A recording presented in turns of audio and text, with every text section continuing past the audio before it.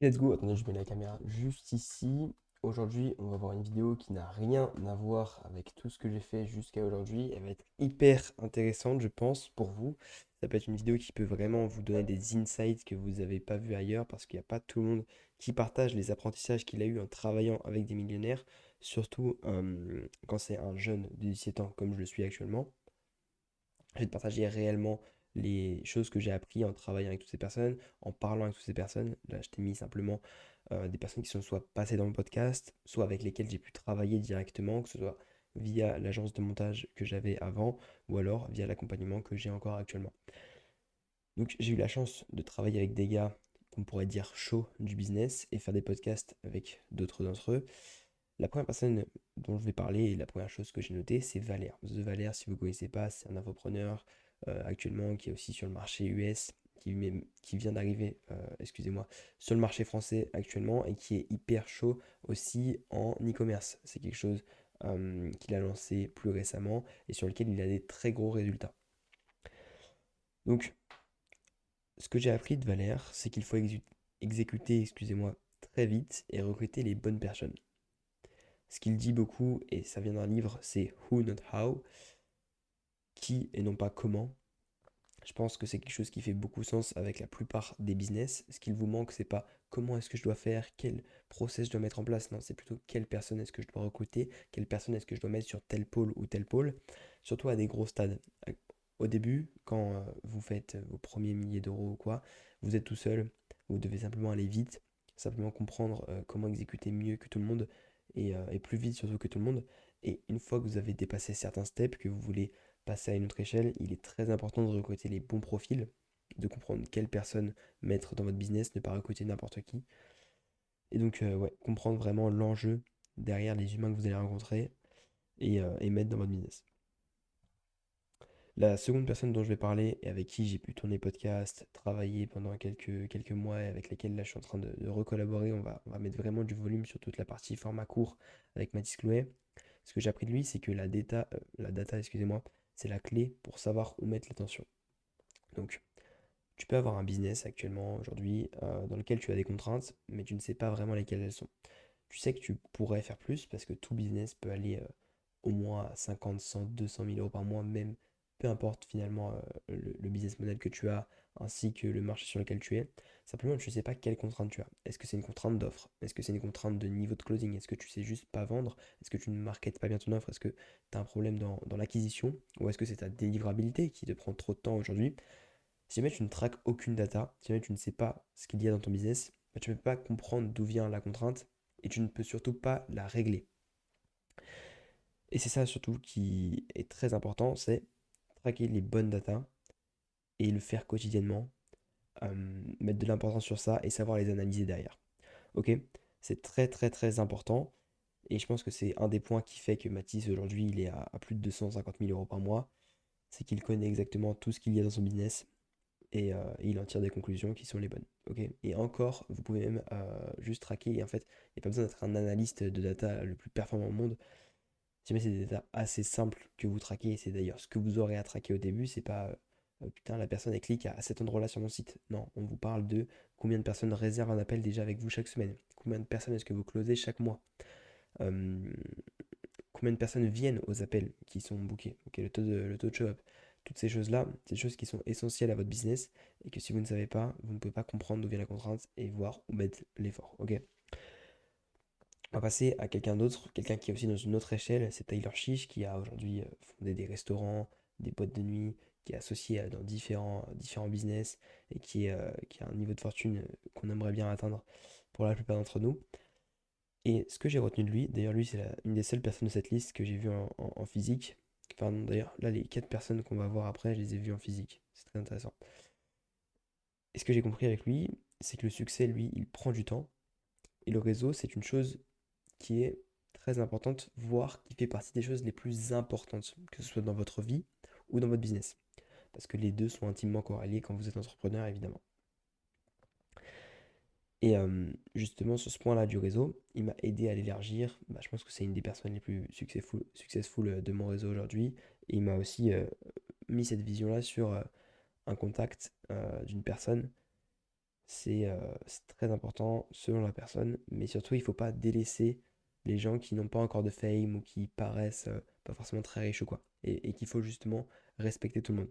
Il m'a donné un tips, il a dit, on était en train de parler avec lui et plusieurs personnes, c'était à une conférence, puis il y avait aussi un petit point networking après la conférence. Il disait, lorsque tu arrives dans une pièce et que tu vois quelqu'un à qui tu as envie de parler, imaginons c'est la personne, tu vas à un restaurant et il y a, je ne sais pas, un mentor business avec qui tu as travaillé, il y a un client à toi, il y a quelqu'un d'important ou quoi, ne va pas juste d'abord serrer la main à cette personne et snober toutes les personnes autour. Ça, c'est un truc qui est tout bête, mais qui est vraiment irrespectueux et qui va te fermer des portes. Ok, c'est un truc qu'il a dit que j'ai retenu et qui m'a paru très important. Et depuis maintenant, je fais attention à bien respecter toutes les personnes dans une pièce. On sait jamais qui y a. Et même, c'est un principe de vie qui peut être intéressant.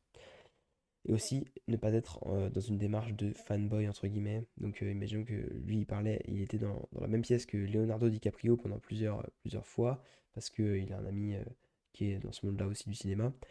Et il n'est pas directement allé le voir en lui disant Oh, Leonardo, I love your work, quoi. Non. Il a attendu d'avoir le bon moment, d'avoir la bonne occasion, et il lui parlait à son égal finalement.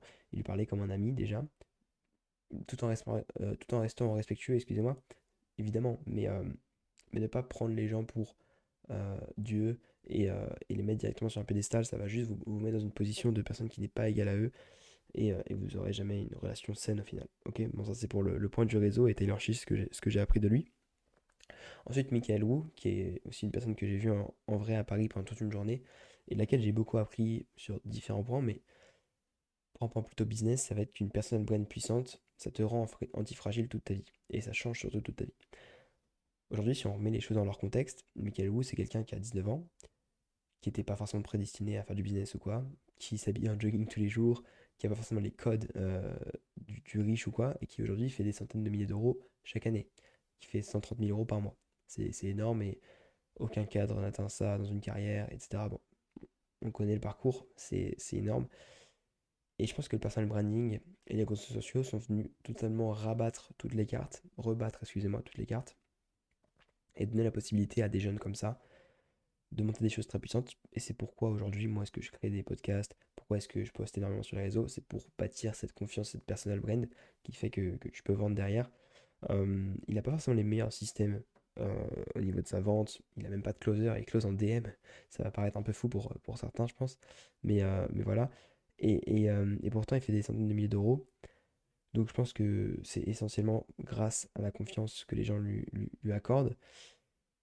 Et donc, ouais, c'est absolument fou. La personne brand et accentuer vraiment votre travail là-dessus. Là, je pense que ça peut être votre objectif de 2026 à vous aussi. Derrière, bien délivrer les clients, etc., c'est essentiel. Mais dans un premier temps, vraiment bâtir une personne brand très forte. Ok.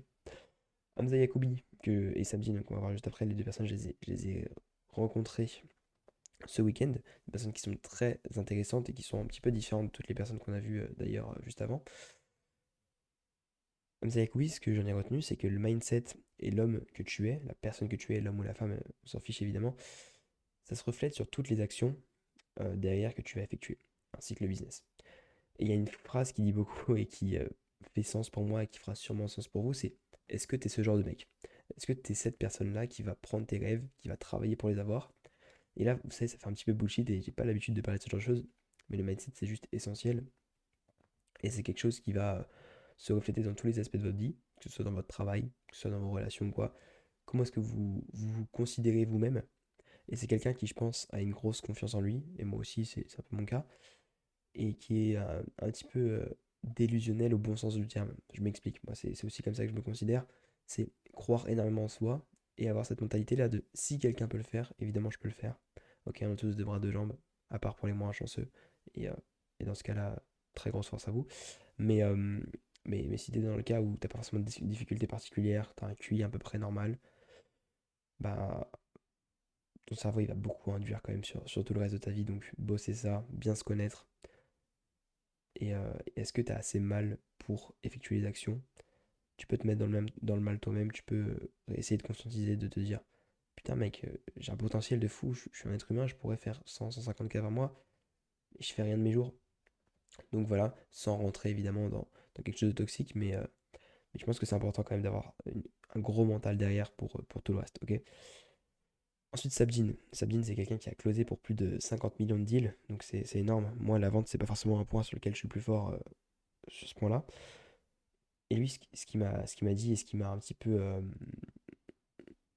ce que j'en ai retenu du moins, c'est que la vente n'est régie, excusez-moi, que par l'émotion et les biais psychologiques sont surpuissants. Ok. Elle n'est régie que par l'émotion. Il n'y a rien de rationnel dans la vente. Est-ce que quand tu achètes un iPhone, tu es purement rationnel? Absolument pas. Est-ce que tu l'es rien qu'un peu? Même pas finalement. Tu peux te dire oui, j'aurai une meilleure qualité, ça va être plus productif au final. Non. Dans tous les cas, c'est un point émotionnel. Ce qui fait au fond que tu achètes. Tu essayes sûrement de te rassurer avec de l'émotionnel et tu essayes de baquer ça par de l'émotionnel.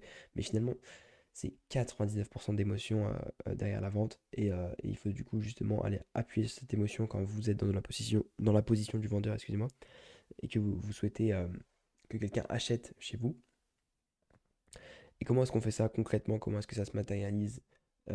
C'est en allant utiliser les biais psychologiques, aller comprendre ce qui se cache derrière les objections et quand de fumée, ce qui se cache derrière la peur des gens, aller vraiment faire une introspection, une transformation dans l'appel quand vous êtes avec quelqu'un. Aujourd'hui, on appelle de closing. Et donc voilà ce que j'en ai appris des différentes personnes avec qui j'ai pu parler. Bon, je pense qu'ils sont pas tous millionnaires, mais en devenir pour les deux trois derniers là. Les autres, oui, ils en font des millions à l'année. Donc voilà un petit peu. Après, j'aurais pu parler aussi de d'autres personnes comme Sino Suilon Pascal que j'ai pu fréquenter, Hakim Benatman avec qui j'ai pu parler un petit temps. Mais bon, je pense que j'ai moins appris d'eux, parce que c'est aussi des choses qu'ils transmettent sur les réseaux. J'ai pas eu de vraie discussion profonde avec eux.